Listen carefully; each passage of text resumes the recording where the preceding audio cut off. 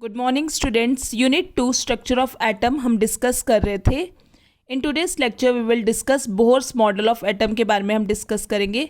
उससे पहले हम ड्रॉबैक्स के बारे में डिस्कस करते हैं रदरफोर्ड मॉडल के। ये एक्सप्लेन नहीं कर पाया, स्टेबिलिटी ऑफ द एटम के बारे में एक्सप्लेन नहीं कर पाया।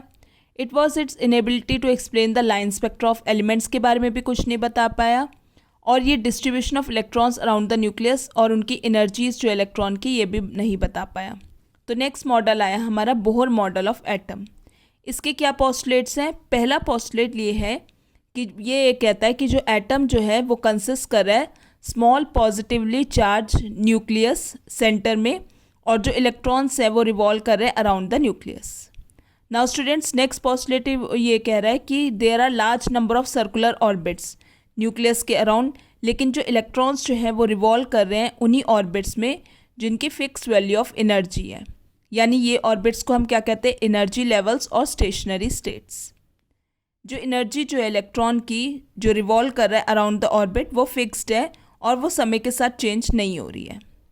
नेक्स्ट पोस्टुलेट क्या कहता है कि जो इलेक्ट्रॉन्स जो हैं वो रिवॉल्व कर रहे हैं उन्हीं ऑर्बिट्स में जिनकी फिक्स वैल्यू ऑफ एनर्जी है। यानी इलेक्ट्रॉन्स जो है एटम में can have only certain discrete values of energy और उनकी खुद की कोई वैल्यू नहीं है। यानी एनर्जी जो है इलेक्ट्रॉन की वो क्वांटाइज्ड है।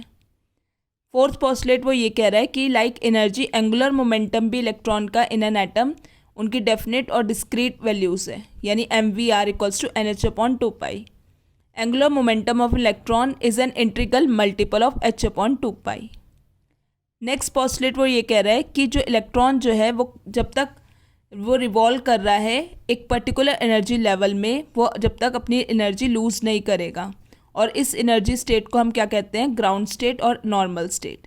लेकिन जैसे ही हमने एनर्जी सप्लाई कर दी एटम को, जो इलेक्ट्रॉन जो है एटम में वो एक्साइट हो गया और जंप कर गया from ground state to higher energy level by absorbing definite amount of energy. इस तरह से जैसे हमने रेडिएशंस प्रोवाइड करे, एनर्जी प्रोवाइड करी, इलेक्ट्रॉन्स जो है वो एक्साइट हो गया from ground state to higher energy state by absorbing definite amount of energy. Next postulate वो ये कह रहा है कि जो amount of energies जो emitted और absorb हुई by the electron is given by delta E equals to E2 minus E1 equals to h nu, nu equals to E2 minus E1 upon h, जहाँ पे h क्या है? Planck's constant. Evidence in favor ये explain कर पाया stability of the electron in the hydrogen atom। S Bohr ने ये कहा कि इलेक्ट्रॉन जो है अपनी एनर्जी लूज़ नहीं करेगा जब तक वो पर्टिकुलर ऑर्बिट में है, यानी electron can not fall into the nucleus. तो ये रदरफोर्ड मॉडल का ये ड्रॉबैक जो था वो भी इसने बोहर ने ठीक कर दिया। Second, it could explain the atomic spectrum of hydrogen के बारे में भी एक्सप्लेन कर पाया। व्हेनेवर जैसे ही हमने एनर्जी सप्लाई करी हाइड्रोजन एटम को, तो इलेक्ट्रॉन जो है हाइड्रोजन एटम में वो एक्साइट हो गया और जंप कर गया from lower energy level to high energy level.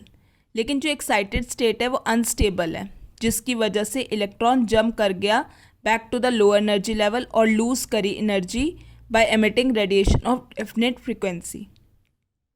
E2 minus E1 equals to h nu, nu equals to E2 minus E1 upon h. Nu of emitted radiation has a definite value, thus the spectrum जो है hydrogen का has some discrete values. Bohr theory could explain a large number of lines in the hydrogen spectrum.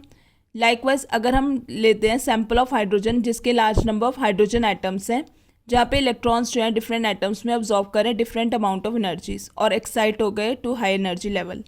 लेकिन जो excited state है वो unstable है, जिसकी वजह से इलेक्ट्रॉन जो है वो जंप कर गया वापस लो एनर्जी लेवल में और एमिट करा different amount of energies corresponding to different frequencies, जिसकी वजह से large number of lines produce हुई हाइड्रोजन स्पेक्ट्रम में।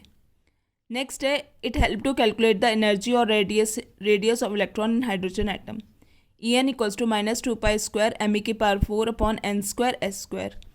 En equals to -21.8 10⁻⁻19 upon n² joule पर एटम। 1 इलेक्ट्रॉन वोल्ट क्या होता है? 1.6022 into 10⁻⁻19 joule. Mass of the electron 9.11 10⁻⁻28 ग्राम, और जो चार्ज जो है इलेक्ट्रॉन का 1.6 इंटू 10⁻⁻19 कूलम। नेक्स्ट है हमारा जो रेडियस जो है इलेक्ट्रॉन का RnH equals to A0 n², radius of stationary state of the hydrogen atom. A naught की वैल्यू क्या है 52.9 picometres the radius of first stationary state, और इसे हम बोहर रेडियस भी कहते हैं। R N equals to A naught N का स्क्वायर अपॉन जेड, जेड क्या एटॉमिक नंबर।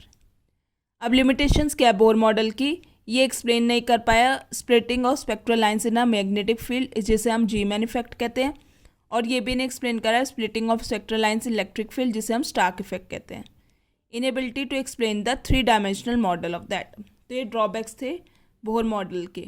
तो हमने आज डिस्कस किया बोहर मॉडल, उसके पोस्टलेट्स एंड ड्रॉबैक्स।